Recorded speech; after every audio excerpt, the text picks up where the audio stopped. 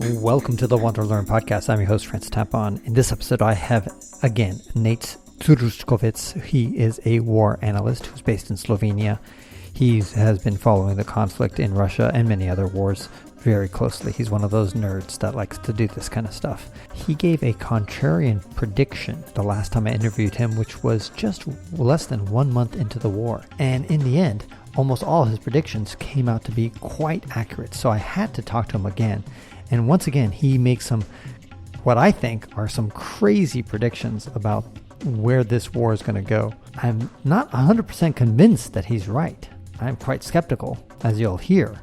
But I got to respect his track record so far. He's been remarkably accurate. This podcast is sponsored by my patrons at patreon.com/ftapon. Go there to get $300 worth of annual gifts of almost anything you want on Amazon. That's right. It's just $25 a month. It's a total win-win. And if you have feedback on this episode, go to speakpipe.com/ftapon. Nejc Trušnovec from Slovenia, and we're going to discuss Ukraine. How are you, Nejc? I'm fine, thank you. How are you? I'm terrible, but that's not important. I want to know, how are Ukrainians doing? We talked 1 month after the Ukraine war set off, and you, just 2 weeks into the war, made this very, very bold prediction. You said that Russia was going to go down the tubes effectively, and that they weren't going to be able to penetrate from the north and go straight to Kyiv. You said that that was kind of a no-win situation. And you also said that their only hope is to retreat and go to the east. And you said this when, at that time, the battle was going on several fronts. And you were actually quite right. Yeah, the battle for Kyiv was at that time still raging. If you remember, this was the time when the Western media was still, putting out dramatic articles and news reports about how Kyiv will fall any hour now, any day now. How the final Russian assault needs to happen, and then the Kyiv will fall. And this was just total misjudgment on part of just popular media, which totally had no clue what was really going on there. Right. And you also predicted that their only hope was to kind of regroup and go from the east. And that's exactly what they eventually did. Yeah. And so far, as of today, which is the 6th of July, of 2022, it looks like that strategy has been actually working. Is that your assessment too? So if you're saying the strategy about Russians redeploying to the east and then concentrating their forces there, overwhelming the Ukrainian defenses, yes, but not in the way you probably think, because Russia has basically managed to do just incremental gains, area gains. For as much material and personnel they have lost there, they have accomplished very, very little. So basically what this means is Ukraine is winning and Russia is losing terribly. Why is Ukraine winning if it's losing ground? Because Ukraine is winning by getting losses, making losses on the Russian side. Russia is really, really limited with their personnel because they haven't, Putin hasn't acknowledged that this is a real war, so he's making this special operation, which means he cannot mobilize the whole of Russia. And so he started with around 200,000 soldiers. His nose got bleeded really, really bad around Kiev in the north. He had to retreat. And then he immediately repositioned troops in the east while they were still quite tired. They haven't had the time to really rest. So he pushed unreplenished troops back in the fight. And the whole plan was really not well organized. It was just, okay, we have to show something. We have to make a success. So let's push here. Didn't work there. Let's push there. Didn't work there. So they were pushing on all different sides in the east and maybe also choosing paths which were bound to fail. I mean, such tactical and strategic mistakes were made by the Russian side that it's almost unbelievable. But this is Russia. They if they don't succeed the first time, they will repeat it like I said the last time. They will show men and soldiers there again. And by doing so, they had huge losses. So the last time we talked, I think they had around 16,000, 17,000 losses. Now we are talking about 35,000 losses. Right. There are 3 clans in Russia. One clan is FSB clan, which belongs to the Putin clan. And now this guy is basically starting to make the shots. Just today, I think, or yesterday, he proclaimed that Lugansk is not going to be the end. Again, the goal is to conquer the whole of Ukraine, to denazify it, to demilitarize it. And this is totally unrealizable for Russia because they are totally beaten at the moment. They cannot, the small gains that they are making is by really bleeding a lot. So the little strategy that started to work kind of for them is really amass a lot of artillery in one place, bomb the hell out of the where defenders are, and then try to send probing attacks. If the attack is repelled, if Ukrainians beat the attack, then start bombing again and again and again. And there is a huge disparity with the artillery count on Ukrainian side and on the Russian side. So Ukrainians weren't able to really answer with the same strength as the Russians did.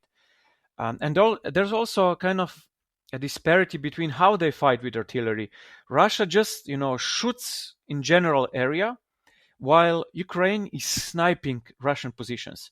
Why? Because it has much smaller amount of guns, and the ammo is much more limited than with the Russian side.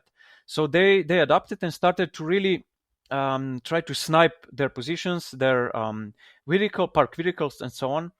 They started to really ramp up the destruction of Russian dumps, so the Russian ammo dumps.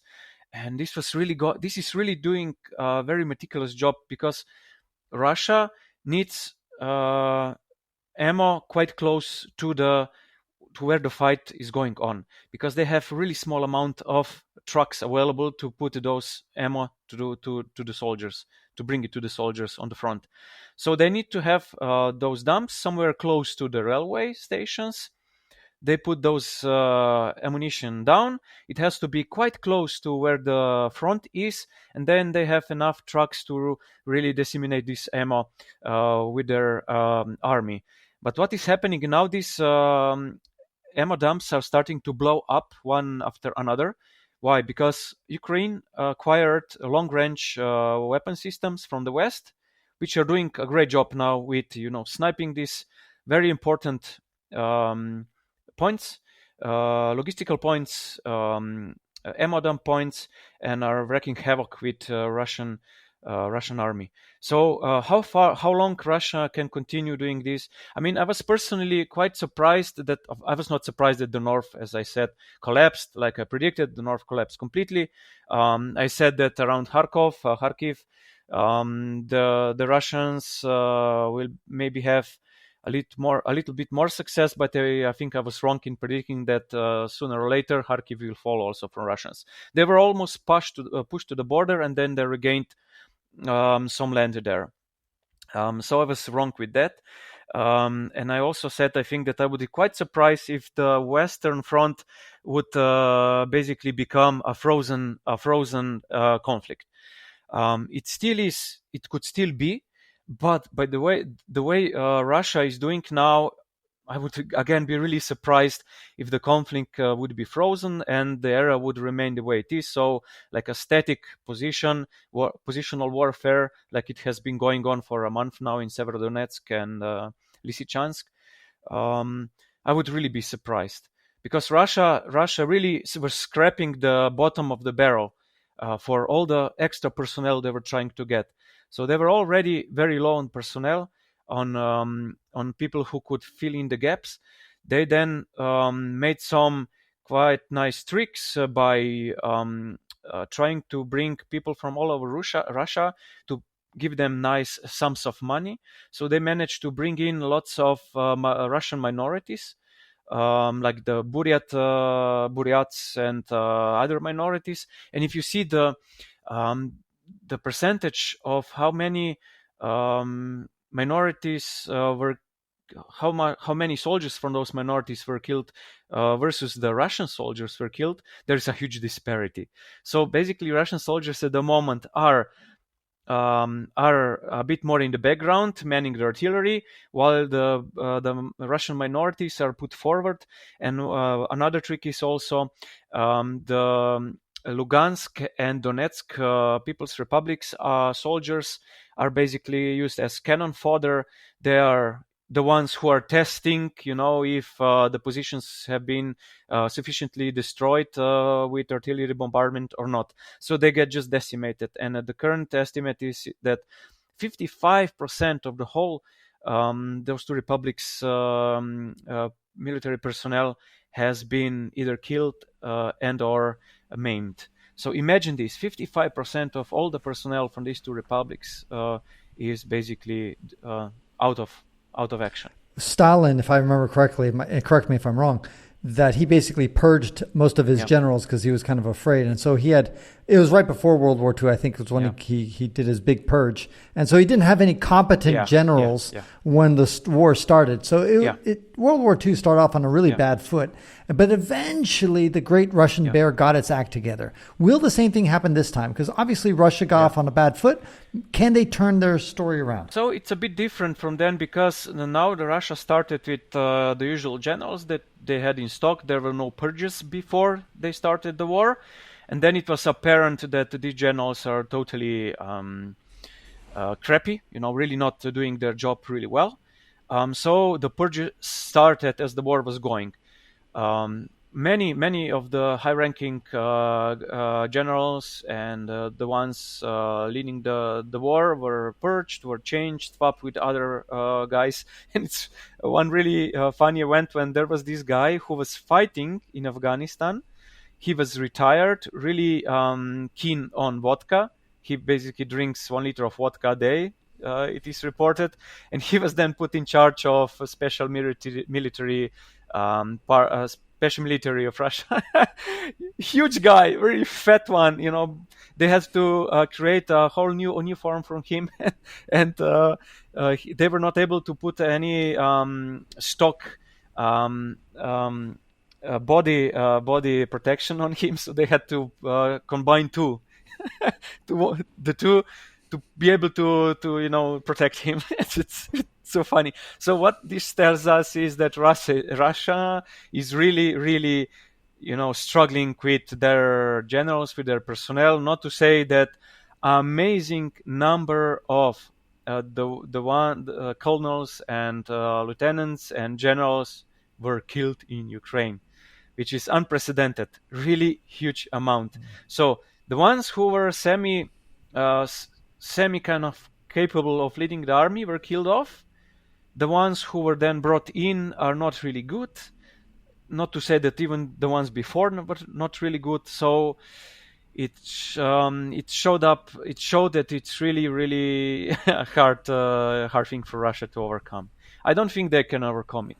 What happened in Second World War was Russia was, not many people in the West know this, and even less in Russia. Russia was really was very hard backed up by the West, by Western allies, by giving them lots of trucks, lots of locomotives, lots of ammo, lots of tanks, different weapon systems, and tooling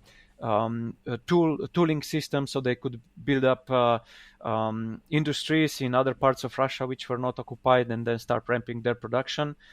Russia would be basically pushed over the Urals by Germany if not for this allied support.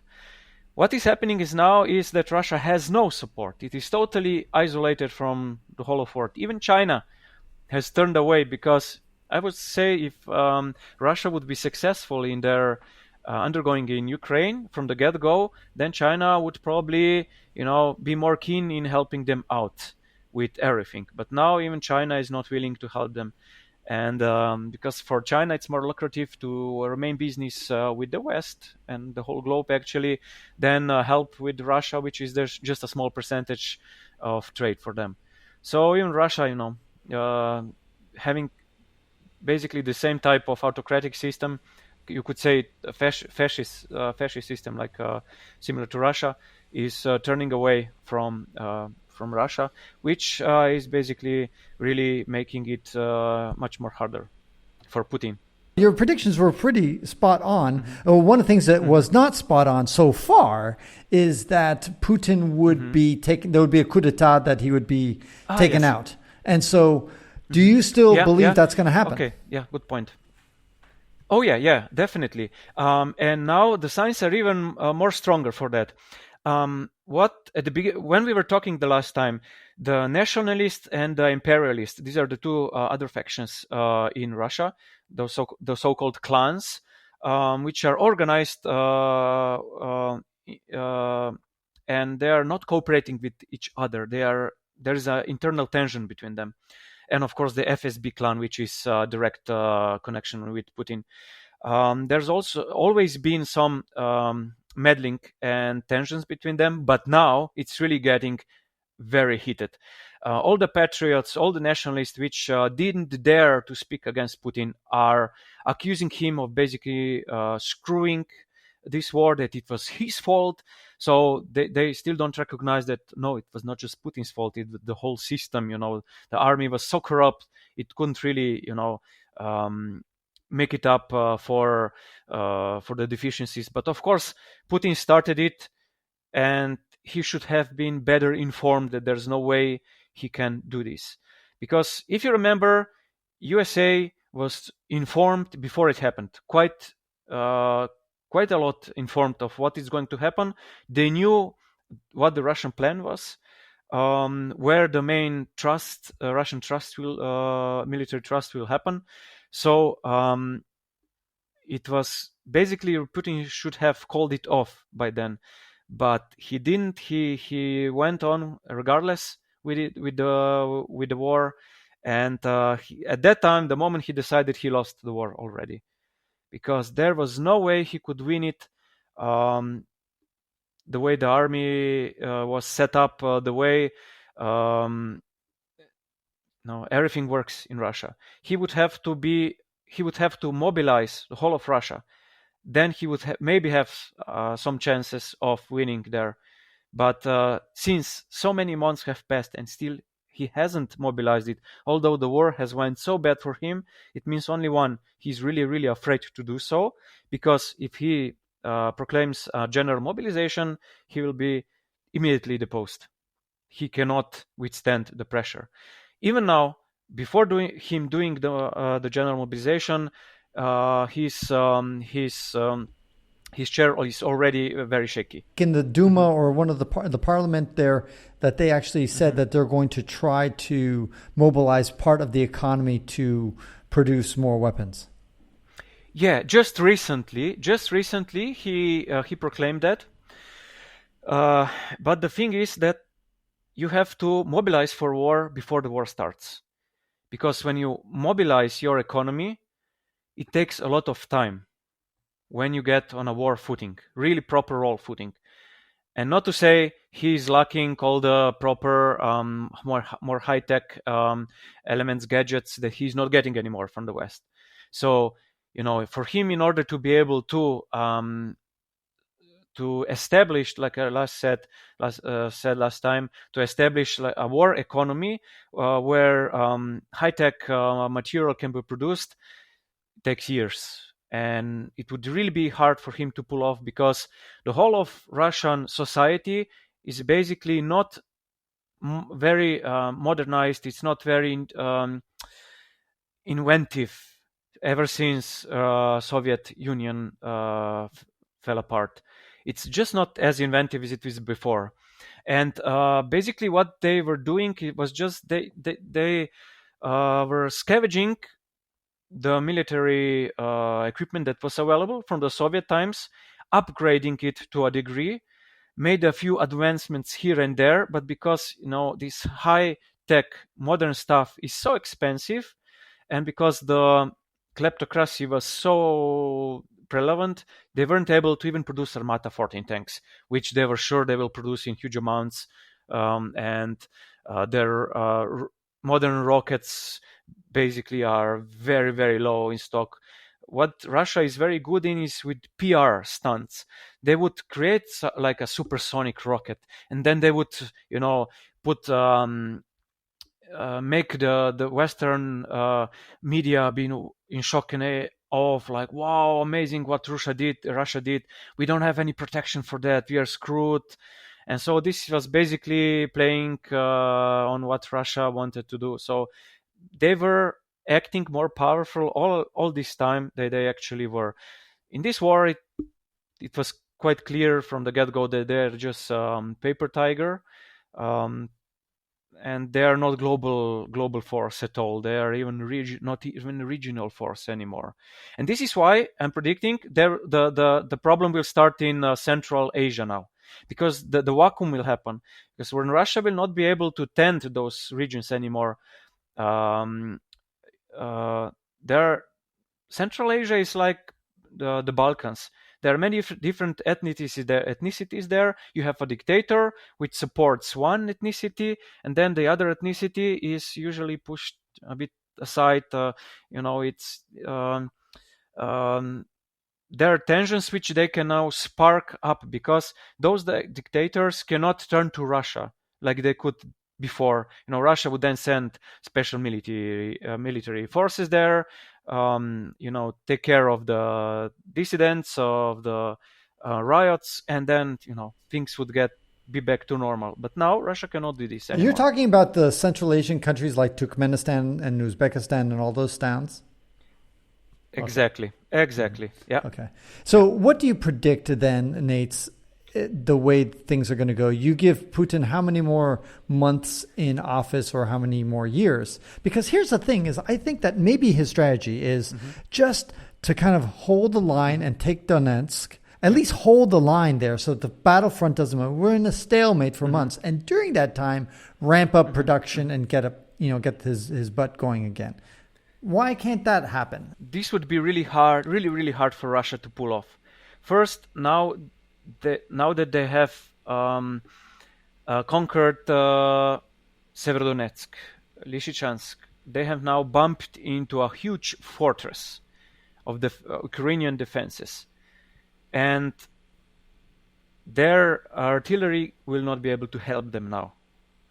Because if you want to take those huge towns, you need a lot of military personnel, because you can bomb the towns, but you then need to send guys in. And Russia at the moment does not have the capability. If somehow Putin would be able to pull off general mobilization, then we can, speak. Okay, so that's the key. You think that they have about 140 million people in their country, roughly. Maybe it's 130, I don't know. Yeah. So let's just say 140 million. So if he pulls the mobilization, if he pulls the general mobilization and remains on the position on his seat, so he's not deposed, then it's possible. But this is it would be really hard, because if he hasn't done the general mobilization since the beginning, what's different now? It's even more hard to pull it off, because now the three clans are against him. Why do you think that Putin decided to do this? I mean, he seemed to be so shrewd before. And now I was just imagining, okay, let's just think the best case scenario. The best case scenario for Putin is that he conquers the entire country of Ukraine. But let's just think more realistically that he just solidifies the east, and he basically grabs the east. He grabs it all the way out to Mariupol. And so he has cut them off almost. Maybe he'll leave Odessa so he doesn't completely cut them off. Basically, what he has now, he kind of consolidates and grabs. And then, but then he's going to have to spend billions and billions of dollars to reconstruct this whole territory that he completely destroyed with all his bombs. It's just like, what a headache. Yeah. What a headache. And this is like the best case scenario. So why did he even do this? So, he's improvising all along. I mean, he bumps into something and then he changes his strategy, his goals. But he's not the kind of guy who does this kind of stuff. I mean, all his life for 20 plus years in power at the top of Russia, and then before that when he was in the KGB and other lower positions, the guy was a very shrewd, calculating guy. He never fucked up, ever. Yeah, but he is getting older. He was probably getting paranoid with all this COVID stuff and him getting isolated. Also, there was a huge distance between what reports he was getting and the real situation on the ground, because all the FSB guys who were doing the the reports, of how Russia can take over Ukraine, were not really thinking that this is going actually to happen. So they were writing reports, this is quite clear now, that were basically, okay, if I make this report, which shows the real situation on the ground, basically we cannot attack Ukraine, the guy above him in the FSB hierarchy would say, no, this is not good, fix it. And so the lower echelons were fixing the reports until it were very rosy, until those reports were very rosy, and then they would pass on to Putin eventually. And so what Putin got was a totally unreal estimates of how the war will go. He wanted to repeat the 2014 events, where special operations forces would go in, Ukraine will be totally disorientated, and many people would back him up. The locals would back him up, and then the government will be decapitated. Maybe Zelensky will escape out of Kiev for the fear of his life. But then everything turned out to be different the way they planned. And from that point on, they were just, trying to not really strategize about things, but just, trying to fix. From day to day, they were trying to fix things. Why it took them 1 month in front of Kiev when it was quite apparent, only in a few days already, that it was not possible to take Kiev. But they're very stubborn. They were trying to, show something, to try this attack, try that attack, but nothing worked. Well, it was quite apparent that this doesn't work, so it took them 1 month and huge amounts of casualties until they withdrew from the north. And then they tried in the eastern part, again, the same thing. And people think, especially because the Western media reports, oh, yes, the whole Lugansk has been conquered. But these are just a very small increments of area that were taken. Really strategically not important amount of land was taken in the recent eastern offensive, which lasted for 2 months and caused huge casualties on the Russian side.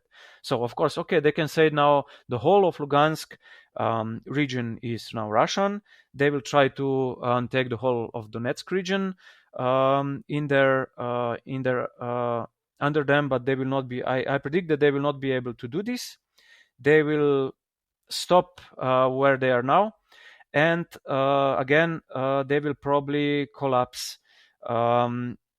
So there are different predictions. Some say, okay, at the end of the summer, the eastern part area where Russians are cannot hold on. The increasing amount of modern weapons which are delivered to Ukraine, which are able to snipe very important parts of Russian front, of their logistical systems, and when you take away the ability from Russia to be able to bomb the crap out of you, because you destroy their ammo depots, then Russia is in big trouble, because they cannot really fight with their guys. They just have those artillery, huge amounts of artillery systems, and when you take that away from them, they will have to retreat.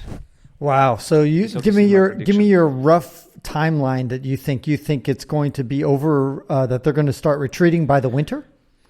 Okay, so a very daring prediction would be that by the end of summer, the Russian front will start to crack quite a lot, and then until the winter, they will be pushed away from in Kherson region, in southern region where Zaporozhye is, and in the area where Severodonetsk is, things will also be very, very hard for Russians. Very, very hard. Okay. So this is my prediction. 80%? Yeah, let's say 80%. Okay. Yeah. And also, if I would be quite surprised if Putin remains in power for half more year. Half of more? You think he's going to leave by 2023? Even doesn't have to be assassinated. He can be just, okay, he's because the way this guy who is making the shots now, public shots, is acting is like, okay, leave this old guy. He needs some rest, So the FSBs can do this a bit more elegantly, They can give him a nice put dasha. him in the background, put in more. Yeah. Right. Okay, so you think that Putin will kind of lose a lot of authority by the beginning of 2023? Yep.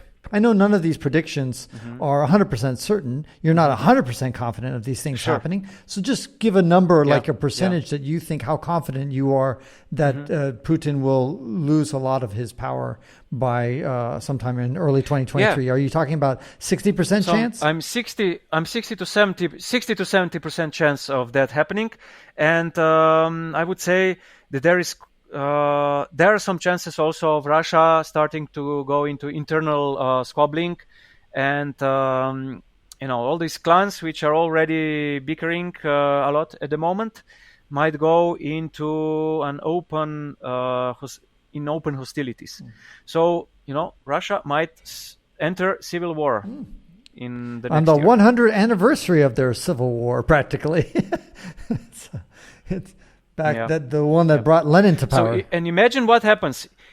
Imagine what happens then. So for the West, you have to really make a very good case to Russia that what it is doing is not sustainable and not okay, because if Russia succeeds in maintaining the ground that it managed to take now, then Russia in a few years will repeat the same process after they get, replenished and so on. So they will try to take some more land. This has always been the way Russia acts. And if you manage to put Russia into a civil war, then you have a huge problem with nuclear arsenal, because then you have these warlords, taking care of the nuclear arsenal, raiding the depots, taking stuff for themselves, and then it's a global problem, really, because there's no more organized system around nuclear arsenal. Is just chaos, and to each his own, and that would be really problematic. So we are really now treading on a very thin line between having to make Russia breathe really hard in Ukraine and preventing the Russia to really collapse and start the civil war. Okay, so last thing is, what is the percentage chance that you think that the eastern province of Ukraine gets effectively annexed to Russia? So that is the stalemate, the peace treaty goes that way, and so they keep Crimea, and they get Crimea in the east. Frozen conflict. Yeah. So what are the chances that the frozen conflict will happen like the last time from 2014, when things just didn't move anyway? There's I wouldn't call that a 20% I wouldn't say it's a frozen conflict, because they literally just won Crimea. I mean, I don't think it was like a stalemate. I mean, they just got it. Oh no. There was a frozen conflict between Ukraine and Russia since 2014. They were always fighting each other. Guys were...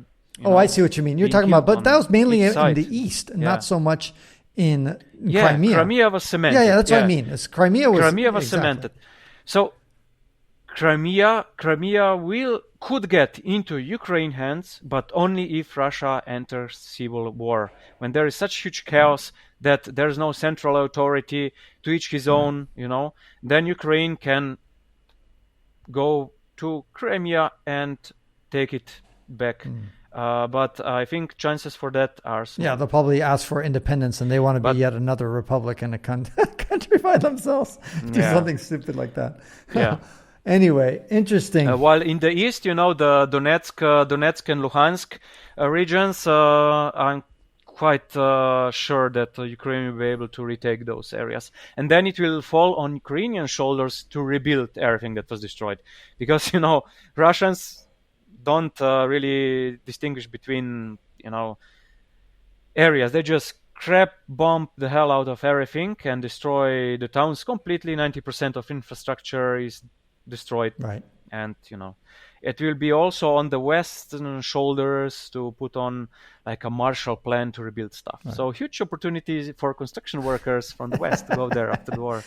That's why we planned the whole thing. It wasn't Putin. It was the CIA. You gotta always blame everything on the United States.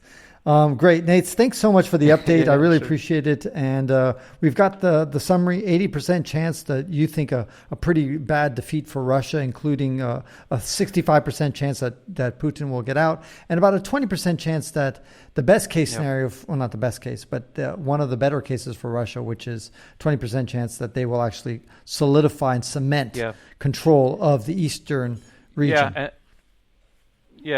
And the conflict is then frozen until 10 years after, when it still gets unfrozen and Russia tries to gain some more land. Or Ukraine decides to have the balls to try to recapture their lost land. Yeah. Right. Yeah, exactly. Right. Yeah. It could go either way. Yeah. Nate, thank you again. And we'll have you back in a couple of months to see how your predictions fared. Yep. And that ends this episode of the WanderLearn podcast, where we explore travel, technology, and transformation. If you'd like to see the show notes with links to what we've talked about, go to WanderLearn.com and click on this episode. If you'd like to connect with me, just remember Tapon. That's my first initial and my last name. Tapon is always my social media username. My website is ftapon.com. Do you want to leave me an anonymous voicemail where you can make a comment or ask a question? Then go to speakpipe.com/ftapon. Furthermore, if you'd like to get rewarded for supporting my projects, then go to patreon.com/ftapon. That's where you can pick up some remarkable rewards for as little as $2 a month. Now, 5 quick favors. Number 1, subscribe to the WanderLearn podcast. 2, download it. 3, share it. 4, review it. And 5, sign up for my newsletter at wanderlearn.com. Our theme music was composed by Eric Stratman. This is Francis Tapon, encouraging you to wander and learn.